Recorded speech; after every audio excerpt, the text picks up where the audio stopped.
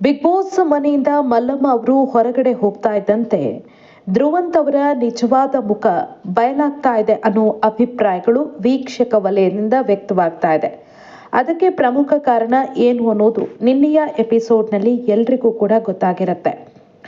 ಮಲ್ಲಮ್ಮ ಇಷ್ಟು ದಿನ big boss ಮನೆಯಲ್ಲಿದ್ದಾಗ ಸದಾ ಧ್ರುವಂತ್ ಅವರು ಅವರ ಜೊತೆ ಕಾಣಿಸ್ಕೊಳ್ತಾ ಇದ್ರು. ಒಂದು ಆರೋಪ ಕೂಡ ಇದೆ, ಮಲ್ಲಮ್ಮ ಬಿಗ್ ಬಾಸ್ ಮನೆಯಿಂದ ಹೊರಗಡೆ ಬರೋದಕ್ಕೆ ಪ್ರಮುಖ ಕಾರಣ ಧ್ರುವಂತ್ ಅವರು. ಸಾಕಷ್ಟು ಸಂದರ್ಭದಲ್ಲಿ ಮಲ್ಲಮ್ಮ ಅವರಿಗೆ ಸ್ವಂತ ನಿರ್ಧಾರವನ್ನ ತೆಗೆದುಕೊಳ್ಳೋದಕ್ಕೆ ಧ್ರುವಂತ್ ಅವಕಾಶ ಮಾಡಿಕೊಡ್ಲಿಲ್ಲ. ಅಮ್ಮ ಅಮ್ಮ ಅನ್ನುತ್ತಲೇ ಅವರನ್ನ ಕಟ್ಟಿ ಹಾಕಿದ್ರು. ಹಾಗಾಗಿ ಕೆಲವೊಂದು ಟಾಸ್ಕ್ಗಳಲ್ಲೂ ಕೂಡ ಮಲ್ಲಮ್ಮ ಅವರು ಸರಿಯಾಗಿ ಆಟ ಆಡೋದಕ್ಕಾಗಿಲ್ಲ. ಬೇರೆ ಬೇರೆ ಸನ್ನಿವೇಶಗಳಲ್ಲಿ ಅವರು ಸರಿಯಾಗಿ ತೊಡಗಿಸಿಕೊಳ್ಳಲಿಕ್ಕೆ ಆಗಲಿಲ್ಲ ಅನ್ನೋ ಮಾತುಗಳು ಕೇಳಿ ಬರ್ತಾ ಇದೆ. ಇದೆಲ್ಲವೂ ಕೂಡ ಸೈಡ್ಗಿರ್ಲಿ, ಇದೀಗ ಧ್ರುವಂತ್ ಅವರ ಅಸಲಿ ಮುಖ ಬಯಲಾಗಿದೆ. ಇಷ್ಟು ದಿನ ಮಲ್ಲಮ್ಮ ಅವರನ್ನ ಅಮ್ಮ ಅಮ್ಮ ಅಂತ ಕರಿತಾ ಇದ್ದಂಥ ಧ್ರುವಂತ್ ರಕ್ಷಿತಾ ಅವರನ್ನ ತಂಗಿ ತಂಗಿ ಅಂತಲೇ ಕರಿತಾ ಇದ್ರು. ಅವರ ಜೊತೆಯೇ ಹೆಚ್ಚಿನ ಸಮಯವನ್ನ ಕಳೀತಾ ಇದ್ರು. ಇಬ್ಬರೂ ಕೂಡ ಕರಾವಳಿ ಭಾಗದವರಾದ ಕಾರಣ ಅವರಿಬ್ಬರ ಮಧ್ಯೆ ಒಂದು ಆತ್ಮೀಯತೆ ಬೆಳೆದಿತ್ತು. ಅದನ್ನ ನಾವು ಗಮನಿಸಿರ್ತೀವಿ.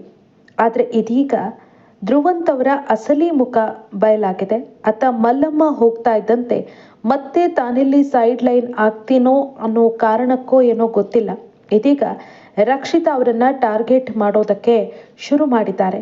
ಇಷ್ಟು ದಿನ ತನ್ನನ್ನ ಅಣ್ಣ ಅಣ್ಣ ಅಂತ ಕರಿತಾ ಇದ್ದಂತಹ ರಕ್ಷಿತಾ ಅವರಿಗೆ ಇದೀಗ ಬೆನ್ನ ಹಿಂದೆ ಚೂರಿ ಹಾಕುವಂತಹ ಕೆಲಸ ಮಾಡ್ತಿದ್ದಾರೆ ಧ್ರುವಂತ್ ಅವರು. ನಿನ್ನೆಯ ಎಪಿಸೋಡ್ನಲ್ಲಿ ಧ್ರುವಂತ್ ಅವರು ರಕ್ಷಿತಾ ಮೇಲೆ ಗಂಭೀರವಾದಂಥ ಆರೋಪವನ್ನ ಮಾಡಿದ್ದಾರೆ. ನಿಜವಾಗ್ಲೂ ಇದು ರಕ್ಷಿತಾ ಅವರ ಅಭಿಮಾನಿಗಳಿಗೆ ಮಾತ್ರ ಅಲ್ಲ, ವೀಕ್ಷಕರಿಗೂ ಕೂಡ ಇಷ್ಟು ದಿನ ಧ್ರುವಂತ್ ಅವರ ಬಗ್ಗೆ ಇದ್ದಂಥ ಒಪಿನಿಯನ್ ಬದಲಾಗುವಂತೆ ಮಾಡಿದೆ. ನಿಮಗೆಲ್ಲ ಗೊತ್ತೇ ಇದೆ, ರಕ್ಷಿತಾ ಹಾಗೆ ಅಶ್ವಿನಿ ಗೌಡ ನಡುವೆ ಯಾವ ರೀತಿ ಬಿಗ್ ಬಾಸ್ ಮನೆಯಲ್ಲಿ ಜಗಳ ಆಗ್ತಾ ಇದೆ ಅಂತ. ಇದೀಗ ಧ್ರುವಂತ್ ಅವರು ಅಶ್ವಿನಿ ಅವರಿಗೆ ಬಕೆಟ್ ಹಿಡಿದಂತೆ ಕಾಣಿಸ್ತಾ ಇದೆ. ಮೊನ್ನೆಯ ಎಪಿಸೋಡ್ನಲ್ಲೂ ಕೂಡ ರಕ್ಷಿತಾ ವಿರುದ್ಧ ಒಂದಷ್ಟು ಆರೋಪವನ್ನ ಅಶ್ವಿನಿ ಮುಂದೆ ಮಾಡ್ತಾರೆ. ಸಮಯ ಸಿಕ್ಕಾಗ ಆಕೆಗೆ ತಿರುಗೇಟ್ ಕೊಡ್ತೀನಿ ಅಂತ ಧ್ರುವಂತ್ ಹೇಳಿದ್ರು. ಇದೀಗ ರಾತ್ರಿ ಸುಮಾರು 1 ಗಂಟೆ ಸುಮಾರಿಗೆ ಬೆಡ್ರೂಮ್ನಲ್ಲಿ ಮಾತಾಡ್ತಾ ರಕ್ಷಿತಾ ವಿರುದ್ಧ ಸುಳ್ಳು ಸುಳ್ಳು ಆರೋಪಗಳನ್ನ ಧ್ರುವಂತ್ ಮಾಡಿದ್ದಾರೆ. ಆಕೆಗೆ ಕನ್ನಡ ಸರಿಯಾಗಿ ಬರುತ್ತೆ, ಆಕೆ ಡ್ರಾಮಾ ಮಾಡ್ತಿದ್ದಾಳೆ ಅಂತ ಈ ಹಿಂದೆ ಏನು ರಿಷಾ ಗೌಡ ಒಂದು ಆರೋಪವನ್ನ ಮಾಡಿದ್ರು, ಅದೇ ರೀತಿಯಾದಂತಹ ಆರೋಪವನ್ನ ಧ್ರುವಂತ್ ಅವರು ಮಾಡಿದ್ದಾರೆ. ಇದು ವೀಕ್ಷಕರಿಗೆ ತುಂಬಾನೇ ನೋವನ್ನ ಕೊಟ್ಟಿದೆ.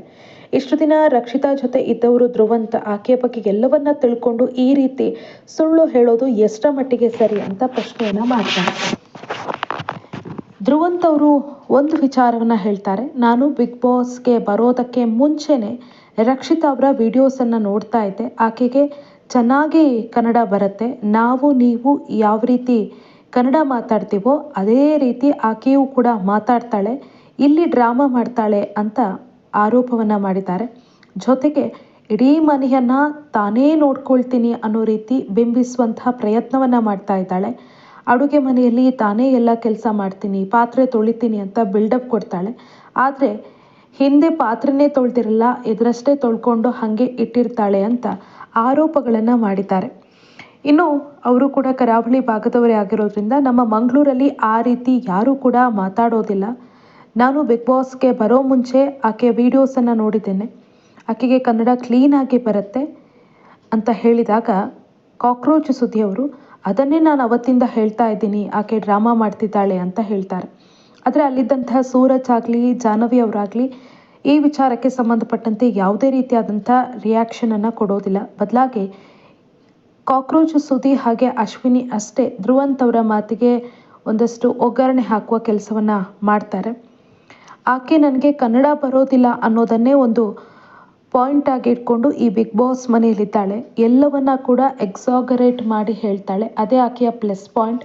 ಆ ಮೂಲಕ ಎಲ್ಲರನ್ನ ಕೂಡ ತನ್ನತ್ತ ಸೆಳೆಯುವ ಪ್ರಯತ್ನ ಮಾಡ್ತಾಳೆ ಅಂತ ಧ್ರುವಂತ್ ಆರೋಪ ಮಾಡಿದ್ದಾರೆ. ಆಕೆ ಡವ್ ಮಾಡ್ತಾಳೆ, ವಯ್ಯಾರ ಮಾಡ್ಕೊಂಡಿದ್ದಾಳೆ, ವಿಚಿತ್ರವಾಗಿ ಆಟ ಆಡ್ತಾಳೆ, ಕೆಲವೊಂದು ಸಂದರ್ಭದಲ್ಲಿ ವಿಚಿತ್ರ ನಡವಳಿಕೆಯನ್ನು ತೋರಿಸ್ತಾಳೆ, ಸುಮ್ಮನೆ ಕ್ಯಾಮ್ರಾ ಮುಂದೆ ಹೋಗ್ತಾಳೆ, ಕ್ಯಾಮ್ರಾ ಮುಂದೆ ಅಳ್ತಾಳೆ, ಸುಮ್ಮನೆ ತಾನೆಲ್ಲಿ ಕಾಣಿಸ್ಕೊಳ್ಬೇಕೋ ಅಲ್ಲೆಲ್ಲ ಕಾಣಿಸ್ಕೊಳ್ಳುವ ಹಾಗೆ ಮಾಡ್ತಾಳೆ ಅಂತ ಹೇಳಿದಾಗ ಸುದ್ದಿ ಮಲ್ಲಮ್ಮ ಅವರನ್ನ ಕೂಡ ಒಂದಷ್ಟು ಜನ ಆಕೆ ಯೂಸ್ ಮಾಡಿಕೊಂಡ್ಲು ಅಂತ ಸುದ್ದಿ ಆರೋಪವನ್ನು ಮಾಡ್ತಾರೆ.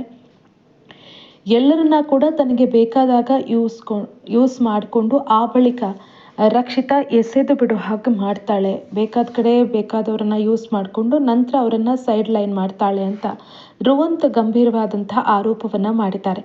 ಇದು ವೀಕ್ಷಕರಿಗೆ ಒಂದಷ್ಟು ಆಕ್ರೋಶವನ್ನು ಹುಟ್ಟು ಹಾಕುವ ಹಾಗೆ ಮಾಡಿದೆ. ಧ್ರುವಂತ್ ಅವರು ಫೇಕ್ ಅನ್ನೋದು ಅನೇಕರ ಆರೋಪ, ಅವ್ರು ರಿಯಲ್ ಆಗಿ ಆ ರೀತಿ ಇಲ್ಲ ಅಂತ. ಇನ್ನು ಧ್ರುವಂತ್ ಅವರ ಜೊತೆ ಸೀರಿಯಲ್ನಲ್ಲಿ ಅಭಿನಯಿಸಿದಂತಹ ಈ ಹಿಂದೆ ಬಿಗ್ ಬಾಸ್ ಮನೆಯಲ್ಲಿದ್ದಂಥ ಅಶ್ವಿನಿ ಬಿಗ್ ಬಾಸ್ ಮನೆಗೆ ಬಂದಂಥ ಸಂದರ್ಭದಲ್ಲಿ ಧ್ರುವಂತ್ ಅವರ ಜೊತೆ ಮಾತನಾಡೋದಿಲ್ಲ. ಎಲಿಮಿನೇಟ್ ಆಗಿ ಹೋದ ಬಳಿಕ ಸಾಕಷ್ಟು ಜನ ಪ್ರಶ್ನೆ ಮಾಡ್ತಾರೆ, ನೀವಿಬ್ಬರೂ ಕೂಡ ಒಂದೇ ಸೀರಿಯಲಲ್ಲಿ ಅಭಿನಯಿಸಿದ್ದೀರಿ, ಆದರೂ ಕೂಡ ನೀವು ಯಾಕೆ ಧ್ರುವಂತ್ ಜೊತೆ ಬಿಗ್ ಬಾಸ್ ಮನೆಯಲ್ಲಿ ಮಾತಾಡಿಲ್ಲ ಅಂತ. ಆ ಸಂದರ್ಭದಲ್ಲಿ ಅಶ್ವಿನಿ ಹೇಳ್ತಾರೆ, ನಾನು ಈ ಹಿಂದೆ ನೋಡಿದಂತಹ ಧ್ರುವಂತ್ ಜೊತೆಗೆ ಬಿಗ್ ಬಾಸ್ನಲ್ಲಿ ನೋಡಿದಂಥ ಧ್ರುವಂತಿಗೆ ಸಾಕಷ್ಟು ವ್ಯತ್ಯಾಸಗಳಿದೆ. ಆ ವ್ಯತ್ಯಾಸವನ್ನು ನೋಡಿದ ಬಳಿಕ ನನಗೆ ಮಾತಾಡಬೇಕು ಅಂತ ಅನಿಸಿಲ್ಲ, ಮಾತಾಡುವಂತಹ ಸಂದರ್ಭ ಕೂಡ ಬಂದಿಲ್ಲ ಅಂತ. ಅಲ್ಲೇ ಒಂದಷ್ಟು ವೀಕ್ಷಕರಿಗೆ ಅನುಮಾನ ಬಂದಿತ್ತು, ಹಾಗಾದರೆ ಧ್ರುವಂತ್ ಅವರ ರಿಯಲ್ ವ್ಯಕ್ತಿತ್ವ ಬೇರೆ ಇದೆಯಾ, ಬಿಗ್ ಬಾಸ್ ಮನೆಯಲ್ಲಿ ಡ್ರಾಮಾ ಮಾಡ್ತಿದ್ದಾರಾ ಅಂತ. ಇದೀಗ ರಕ್ಷಿತಾ ವಿಚಾರದಲ್ಲಿ ಧ್ರುವಂತ್ ನಡ್ಕೊಂಡಿದ್ದು ನೋಡಿ ಎಲ್ರಿಗೂ ಕೂಡ ಆ ಅನುಮಾನ ದಟ್ಟ ಆಗಿದೆ. ಹಾಗಾದರೆ ಇಷ್ಟು ದಿನ ಧ್ರುವಂತ್ ಅವರು ಫೇಕಾ, ಹಾಗಾದರೆ ತನ್ನ ತಂಗಿ ತನ್ನ ಅಮ್ಮ ಅಂತ ಎಲ್ಲ ಅವ್ರ ಜೊತೆ ಕ್ಲೋಸ್ ಆಗಿದ್ದು ಈಗ ಅವರ ವಿರುದ್ಧವೇ ಮಾತಾಡ್ತಾರೆ ಅಂದರೆ ಅವರ ವ್ಯಕ್ತಿತ್ವ ಎಂಥದ್ದು. ತಂಗಿ ಅನ್ನೋ ಪವಿತ್ರ ಸಂಬಂಧಕ್ಕೂ ಕೂಡ ಅವರು ಬೆಲೆ ಕೊಟ್ಟಿಲ್ಲ. ಜೊತೆಗೆ ಒಂದೇ ಕರಾವಳಿ ಭಾಗದವರಾಗಿದ್ದುಕೊಂಡು ತಮ್ಮವರನ್ನೇ ಈ ರೀತಿ ದೂಷಣೆ ಮಾಡ್ತಾರೆ ಅಂದರೆ ಅವರ ವ್ಯಕ್ತಿತ್ವ ಎಂಥದ್ದು ಅಂತದನ್ನ ಪ್ರಶ್ನೆಯನ್ನು ಮಾಡ್ತಾ ಇದ್ದಾರೆ. ಹೀಗಾದರೆ ಧ್ರುವಂತ್ ಅವರನ್ನು ಎಲ್ಲರೂ ಕೂಡ ಬಿಗ್ ಬಾಸ್ ಮನೆಯಲ್ಲಿ ಒಂದು ರೀತಿಯಲ್ಲಿ ನೋಡ್ತಾರೆ, ಅವರ ರಿಯಲ್ ಮುಖ ಏನು ಅನ್ನೋದು ಎಲ್ರಿಗೂ ಕೂಡ ಗೊತ್ತಾಗತ್ತೆ ಅಂತ ಸಾಕಷ್ಟು ಜನ ಆಕ್ರೋಶವನ್ನು ಹೊರಹಾಕ್ತಾ ಇದ್ದಾರೆ. ಸೊ ವೀಕೆಂಡ್ನಲ್ಲಿ ಈ ವಿಚಾರ ಪ್ರಸ್ತಾಪ ಆದರೆ ಧ್ರುವಂತ್ ಏನು ಉತ್ತರ ಕೊಡ್ತಾರೆ? ಹಾಗಾದರೆ ಇಷ್ಟು ದಿನ ಧ್ರುವಂತ್ ಮಾಡಿದ್ದೆಲ್ಲವೂ ನಾಟಕನ? ಮುಂದೇನಾಗುತ್ತೆ ನೋಡೋಣ.